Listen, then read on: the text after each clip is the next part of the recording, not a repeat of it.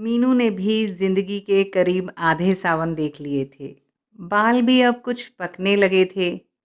उम्र भी जगह जगह से चेहरे पर झांकने लगी थी। शरीर की हड्डियां भी जब तब ज्यादा काम करने का उलाहना देने लगी थी। दिल की अलग ही तुनक मिजाजी चल रही थी। बिना गोली खाए कभी कभी धमकी देने लगा था।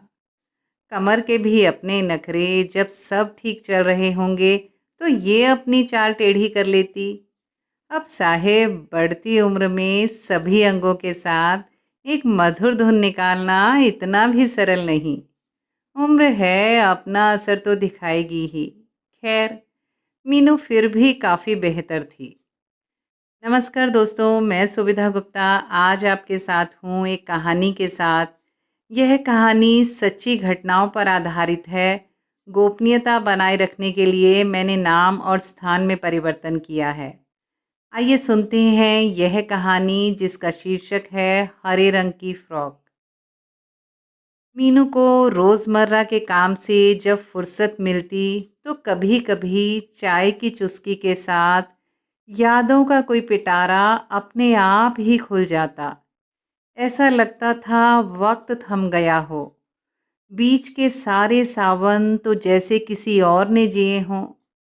कभी माँ की आवाज़ कहीं से कानों में गूंज जाती, मीनू, ओ मीनू, कहाँ चली गई?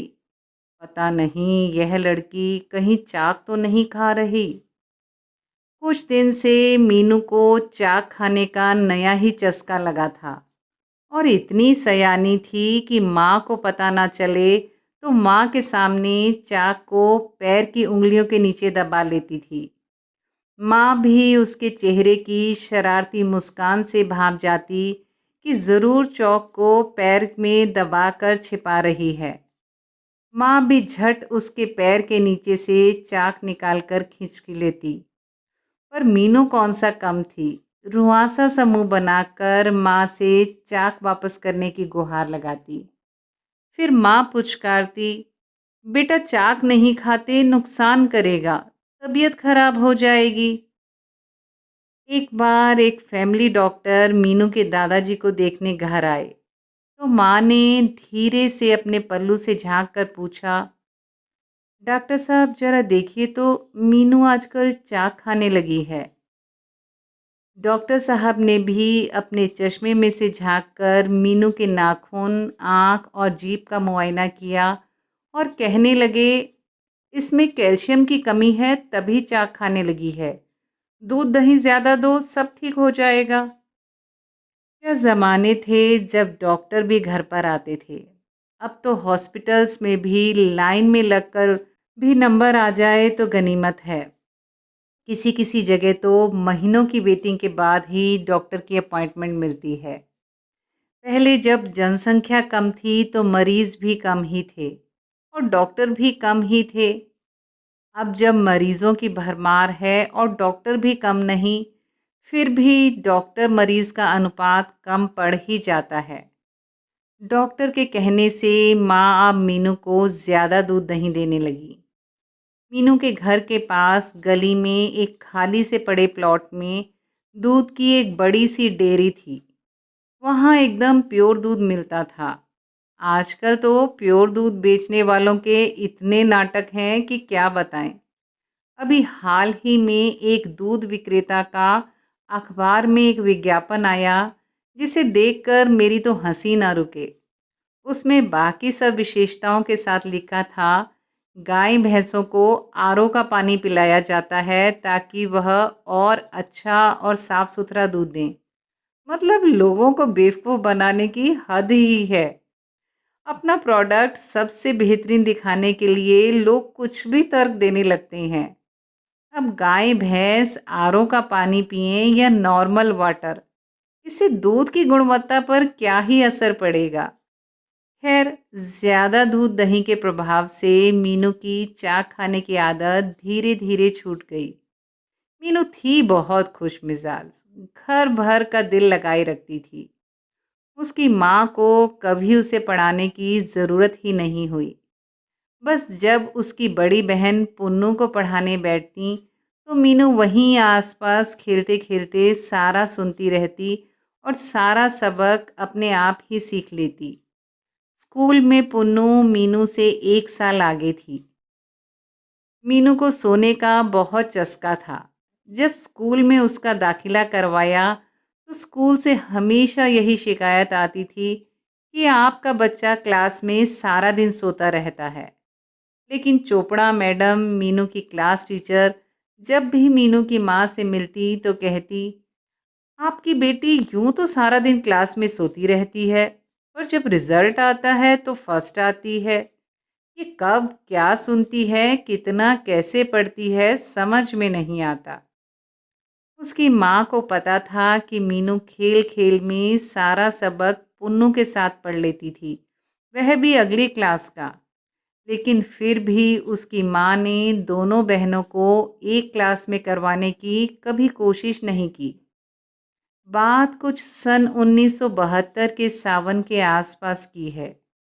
मीनू की ननिहाल से उसके नाना जी की चिट्ठी आई कि मीनू के सबसे बड़े मामा जी का विवाह तय हुआ है। जैसे ही मीनू ने घर में यह बातचीत सुनी तो बस वह तो खुशी से झूमने लगी कि कहीं घूमने जाने को मिलेगा।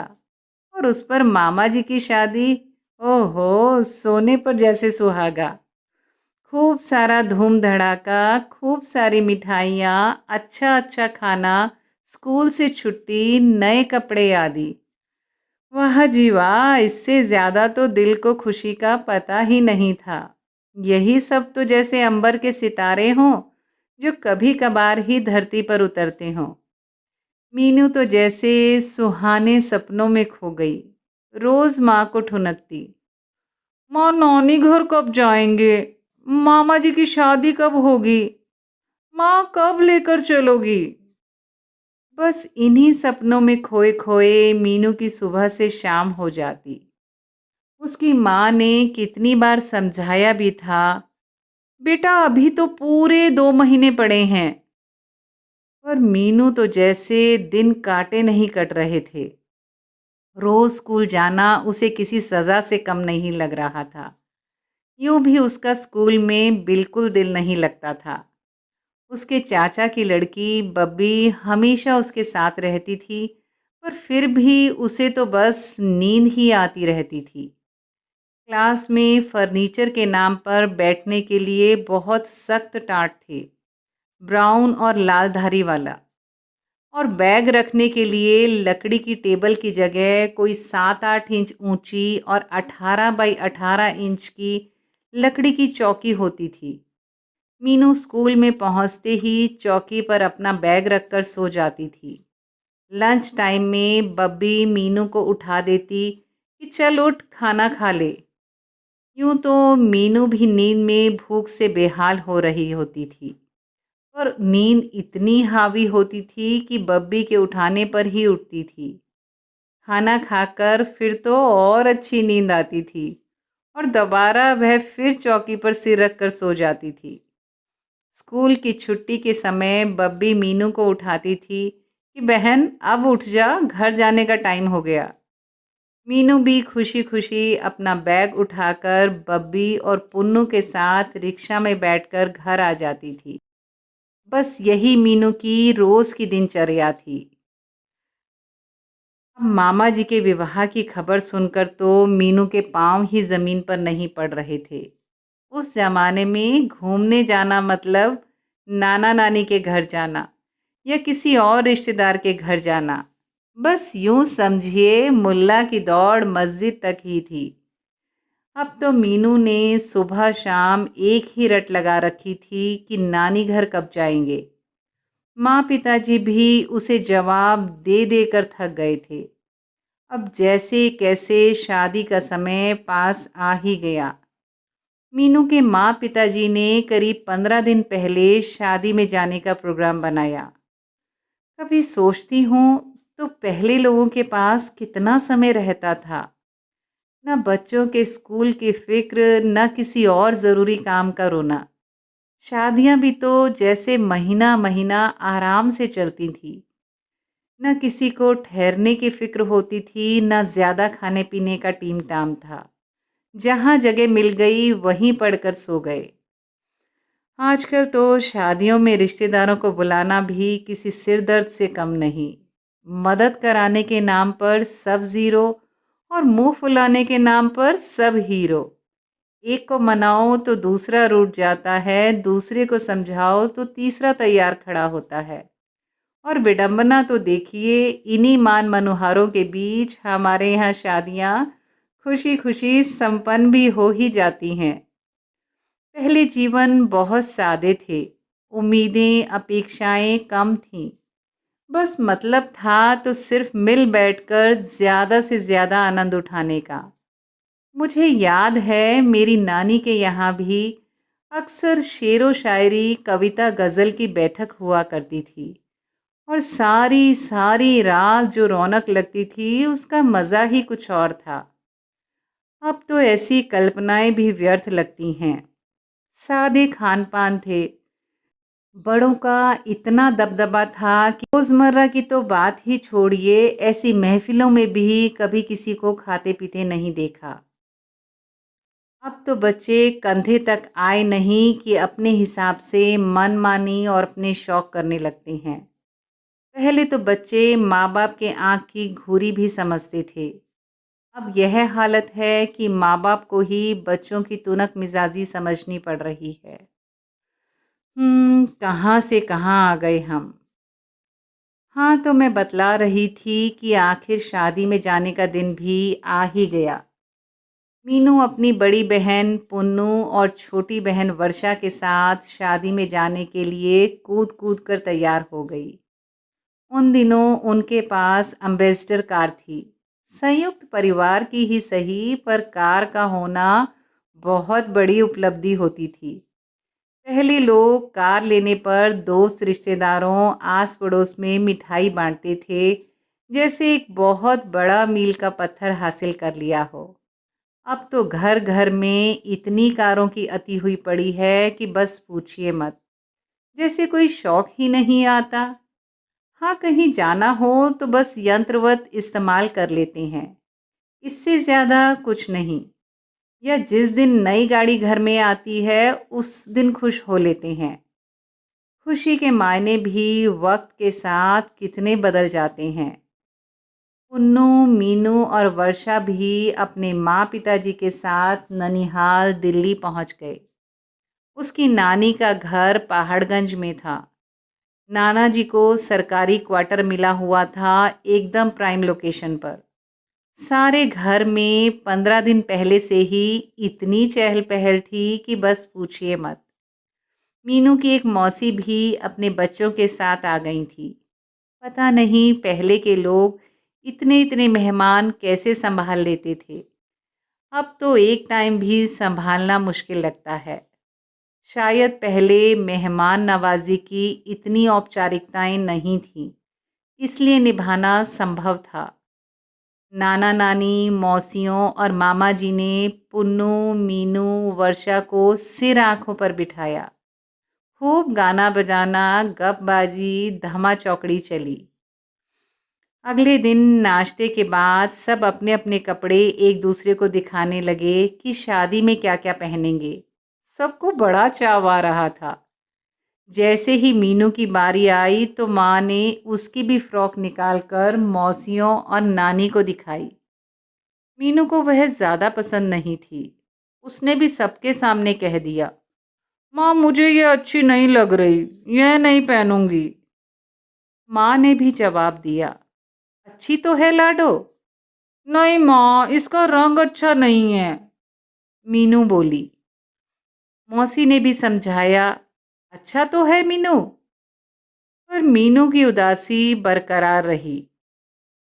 सबके समझाने पर भी उसे वह फ्रॉक पसंद नहीं आ रही थी। तो उसकी नानी ने उसकी माँ से कहा, कोई नहीं, कल बाजार हो आना, शायद कोई और फ्रॉक इसे पसंद आ जाए तो दिलवा देना। उसकी माँ बोली, बीबी यह भी तो अभी नई ही लाई हूँ, ऐसे ही बिना मतलब क्यों वेस्ट करनी। मीनू का उतरा चेहरा देखकर उसकी नानी ने माँ और मौसी को अगले दिन बाजार जाने के लिए राज़ी कर ही लिया। मीनू की खुशी का ठिकाना नहीं रहा। अगले दिन सुबह सुबह मीनू अपनी माँ और मौसी के साथ बाजार पहुँच गई। चांदनी चौक में मीनू की माँ भी कई दुकानों पर गई। उसकी माँ को अपने बजट में कोई फ्रॉक पसंद आती तो मीनू मुंह फुला लेती। यूं ही घंटा 2 घंटा बीत गए। अब मीनू को प्यास भी लग रही थी तो उसकी माँ और मौसी एक गन्ने के जूस की रेहड़ी पर रुक गईं। रेहड़ी वाले ने भी बर्फ़ डालकर खूब ठंडा ठंडा जूस दिया। पहले इस बर्फ़ से गले खराब नहीं होते थे। शायद शरीर इतने नाजुक मिजाज नहीं थे। जूस पीते पीते मीनू की नज़र एक शोरूम की खिड़की में टंगी फ्रॉक पर चली गई। ओहो! मीनू तो जैसे उछल ही पड़ी। इतनी प्यारी नेट की सुंदर हरे और सफ़ेद रंग की फ्रॉक। फ्रॉक का बेस कलर सफ़ेद था और उस पर ब्लैक और ग्रीन कलर का कुछ प्रिंट था और एकदम चटक हरे रंग की ढेर सारी नेट की फ्रिल का काम पूरी फ्रॉक पर जैसे गले, बाजू और नीचे घेर आदि पर हुआ था।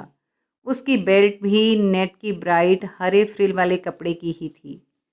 मीनू तो उसे देखकर झूम उठी। उसने अपनी माँ को इशारे से वह फ्रॉक दिखाई।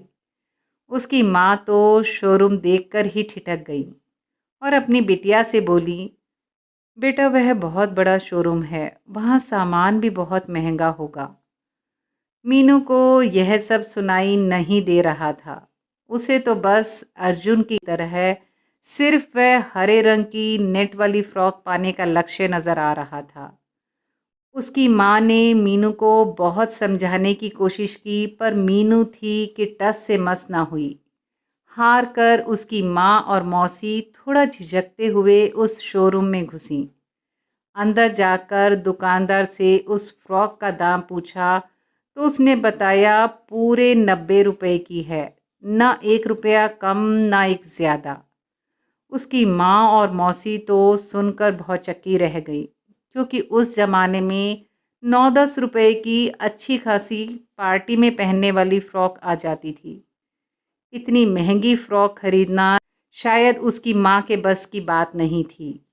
किसी तरह मीनू को समझा बुझाकर उसकी माँ और मौसी दुकान से नीचे उतर आए। मीनू हैरान परेशान बड़ी हसरत से उस फ्रॉक को निहार रही थी। उसकी माँ ने बहुत समझाया, बेटा यह बहुत महंगी है, मैं तुम्हें इससे अच्छे वाली लेकर दूंगी। पर मीनू के कानों पर तो जैसे जूं भी नहीं रेंग रही थी। उसे तो हर हाल में बस वही फ्रॉक चाहिए थी। उसकी माँ और मौसी बिना फ्रॉक लिए घर आ गईं और मीनू भी सारे रास्ते रोती हुई आई। घर में घुसते ही उसकी नानी ने पूछा, क्या हुआ, यह रो क्यों रही है? उसकी माँ और मौसी ने भी सारी कहानी बतला दी। अब नानी ने भी मीनू को बहुत समझाया। देख मेरी चंदा, पुन्नू और वर्षा भी तो जिद नहीं कर रही। तेरी माँ ने कितनी सुंदर तो फ्रॉक लाकर दी है। पर मीनू को तो कुछ सुनाई नहीं दे रहा था। उसने तो जैसे सिरड़ ही पकड़ रखी थी। सारा दिन घर में उसकी फ्रॉक का ही रोहा राट चलता रहा। पर आखिर सबको हथियार डालने पड़े और अगले दिन उसकी माँ और मौसी फिर से उस दुकान पर गईं। दुकानदार से मोल भाव करने की बहुत कोशिश की पर वह भी अड़ ही गया। कहने लगा, बहन जी मैंने तो पहले ही कहा था पूरे 90 रुपए की है, ना एक कम ना एक ज़्यादा। अब और ज़्यादा माथापच्ची करने का कोई फ़ायदा ना देखकर उसकी माँ ने अपने बटुए से बड़ी मुश्किल से गिन गिन कर 10-10 के पूरे 9 नोट निकाल कर दुकानदार को दिए और वह हरे रंग की नेट की फ्रिल वाली फ़्रॉक मीनू के लिए ले आई। फ्रॉक देखकर मीनू तो जैसे आज मैं ऊपर आसमान नीचे, उसके पैर ही ज़मीन पर नहीं पड़ रहे थे। घर भर में ठुमकती फिरी, मामा जी देखिए मेरी फ्रॉक, मौसी देखो ना मेरी फ्रॉक, नानी देखिए ना मेरी फ्रॉक। उसके चेहरे की प्रसन्नता देखते ही बनती थी। उसको खुश देखकर घर के सभी लोग खुश हो रहे थे। धीरे धीरे विवाह का शुभ दिन नजदीक आ ही गया। शादी के सारे रीति रिवाज शुरू हो गए। सभी ने विवाह की सारी रस्मों का जी भर कर आनंद उठाया। मीनू तो नेट की हरे रंग की फ्रिल वाली फ्रॉक पहनकर किसी हूर की परी से कम नहीं लग रही थी। उसके आनंद की तो जैसे सीमा ही नहीं थी। हर कोई उसकी फ्रॉक की और उसकी तारीफ कर रहा था और वह तो जैसे फूली नहीं समा रही थी।